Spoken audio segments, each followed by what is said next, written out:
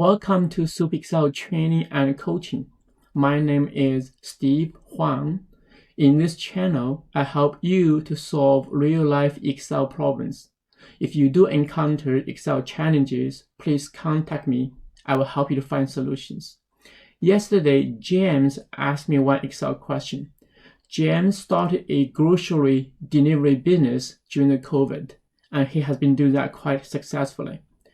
So he was having a challenge to enter his delivery data into one Excel spreadsheet in a convenient way to allow him to track his inventory. In this video, you will learn how we can solve that problems in multiple approaches. You can decide which approach will serve you the best depending on your circumstance. This is the file I prepared based on dummy data, but it resembles exactly what James' file was. So he has lots of products. Here we have different category and different items, and we're having a lot of items. So here we have 187 different items, and he has a sheet for each month for each driver to record their delivery. And see, for this case, we have November, from November 1st all the way to November 30th. And for each item, he has starting inventory. He knows how many units of inventory he had with the driver. And then every day the driver will deliver to different customers, and they will log in here how many units being delivered to customers. At the end of the month, we'll track the inventory, which is basically look at the starting inventory. If you look at the formula over here, the starting inventory, C7, if you go back to C7, that's start inventory minus sum of those 30 days of delivery quantity. So we start with 54 after deliver so many units within the month. Now we should have this much left over here.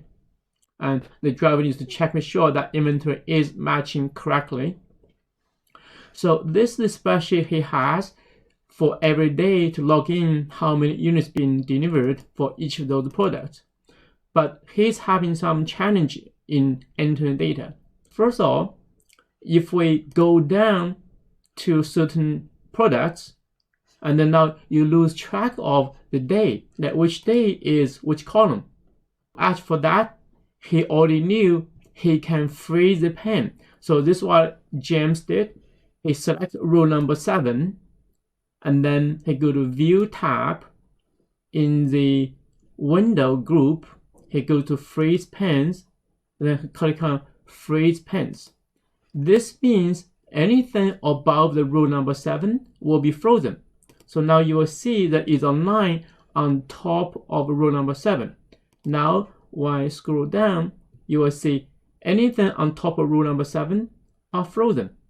They will stay there. When I go down, we can still see which column is for which day. So he knows that. Now, the challenge he was having is that when he go across, now for November 1st, he can see those are the items over here. Even for November 4th or 5th, he can still see which item that is. But if he goes to the end of the month, to say November 26th, here he's losing track which item that row is. So he has to go back and forth to say which row is for which item. He actually knows that he could freeze the column. Now let me first unfreeze that. So if I go back to View tab, go to Window Group, go to Freeze Pens, I can click on Unfreeze Pens. Now that row is not frozen anymore. So James actually knows that he could freeze certain column. So he may select column D, and then go to View tab, go to Freeze Pens in the window group, and then click on Freeze Pens. This will freeze anything to the left of column D. Now you will see there is a line over here on left side of column D. That means anything left of column D will be frozen. Now if we scroll to the right, you see the column A, B, C are frozen. They're always there. You can always see which row is for which product. But when he scrolls down now, again, he's losing track of the day. So he wished to have the row number 6 is always frozen, and the column ABC also always being frozen. Because when he look at this ribbon over here, he know he can unfreeze pens. Actually, let me now unfreeze pens. So he could freeze pens and keep rows and columns visible while the rest of the worksheet scrolls. And he can also freeze top row or freeze first column. If we freeze top row, that means the very first row will be frozen. Now let me unfreeze. And if we choose to freeze first column, then that column A will be frozen. But he was trying to freeze row number 6 and also column ABC. So he didn't know how to do this. Actually, this is very simple to do. Let me go back here to unfreeze first.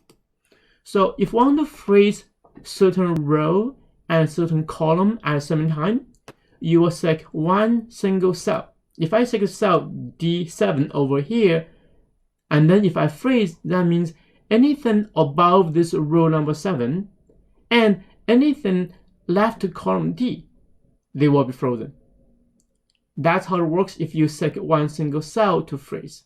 Now if I go to View tab, go to Freeze Pens and Freeze Pens, now you will see two lines, one line above row number 7, one line left to column D. That means anything above that line, anything left to this line are frozen. If I scroll down, you will see that row number 6, all the dates are still there. And now if I scroll to the right to go to other days, the end of the month, you see the column ABC, they are frozen. I can always see which product is in which row. So that solved the problem James has. But actually this can be done in other approaches. Now let me unfreeze pens.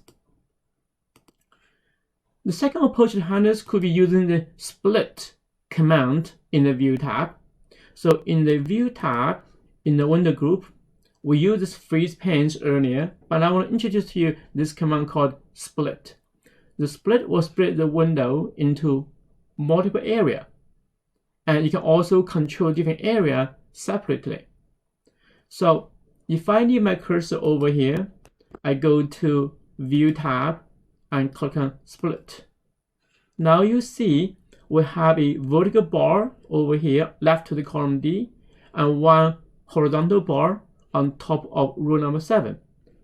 The window is being split into 1, 2, 3, 4 area, and the 4 area are controlled individually.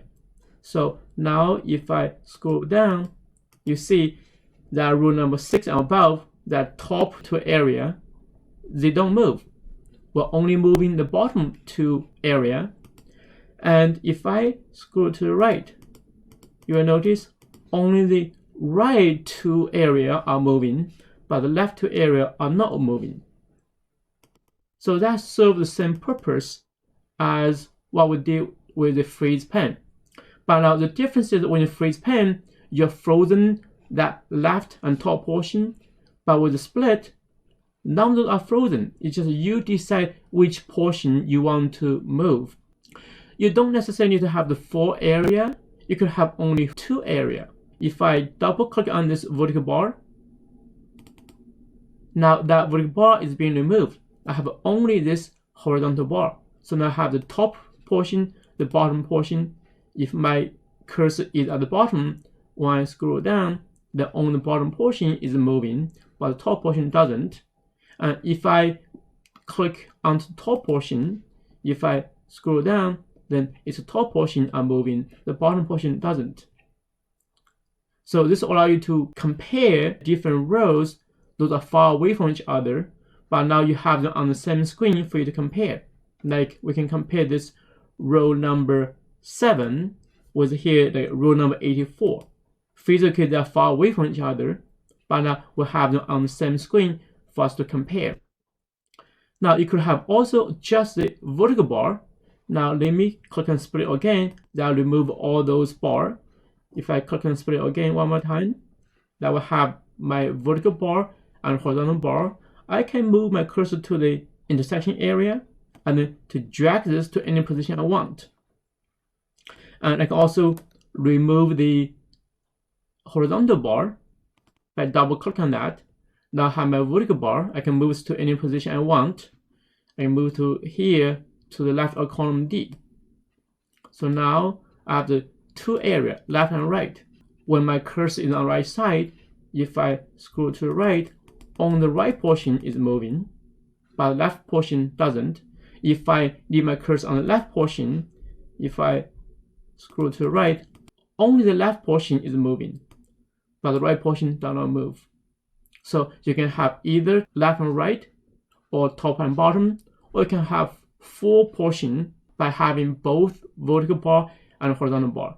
So let me click on split, then everything will be off. If I click on split again, I will have the four area split by the vertical and horizontal bar. And you can drag that to any position you want. So that's the second approach by using the split. Let me take it off by clicking on split. Now the third approach is to use a feature from this table concept. In common sense, we call this as a table, which is fine. But with Excel, there is a special concept called table, which this is not. But we can make this as a table, because the table will have one feature will help us to achieve the same result as what we did here by freezing the pane or splitting the window into multiple parts. So to make this into a table, I need my cursor in this range. I go to the Insert tab. On the left side here, we have the table command. I will click on Table. And Excel will be suggesting this is the range, which is all good from A6 to AH193. And my first row does have the header, so my table has header, should be checked, and OK. Now this becomes a table. And the table will automatically format this to have different color for alternating row, including those drop down arrow over here. Now, one more important thing is the table will allow your table headers to become the column headers. Look at this now. My column heading are A, B, C, D, E, F, G. Now, if I need my cursor in the table, if I now scroll down, you notice those column heading before were A, B, C, D, E, F, G. Now they change to the table heading. So this is November 1st, November 2nd, November 3rd. So my table heading become the column heading. In this case, I don't have the need to freeze the row because my table heading will become the column heading. But I couldn't do that for the row heading. When I scroll to the right, the two columns are gone. I only see the row heading being 26, 27. I couldn't see which product that is.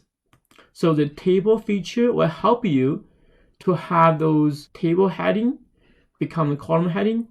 It works for only the column, but not for the row. But of course, you can combine the table feature with either the freeze column or with the split. So I could choose to freeze anything left to column D. So I select column D and then go to View tab, go to Freeze Panes, Freeze Panes. So now you see this line over here on the left side of column D. When I scroll to the right, the column ABC will be frozen. And when I scroll down, my column heading becomes my table heading. Now, if I take that off to unfreeze, I can also use the split feature to split this window into multiple areas. So I have the column ABC in one area and D, E, F, G, or the other column on the right to be a different area. So if I need my cursor in the cell D7, I go to View tab, go to Split, and now I have both the vertical bar and horizontal bar. And let me double click on the horizontal bar to remove that first. So now I have only this vertical bar. When I scroll down, my table heading becomes the column heading. And when I scroll to the right, you see my column ABC are still here because my cursor is on the right side, not on the left side. If my cursor is on the left side, that means left side is the side will be moving if I scroll to the right. So you can use the table together with the split or with the freezing column to make them to work. So there are always multiple ways to do the same thing with Excel. Depending on your situation, depending on scenario, you choose what's the best way to do. Okay, I hope you have enjoyed learning the different approaches to handle the same problem. If you have any question or have any additional thought, please write a comment below and I will answer all your questions. Thank you.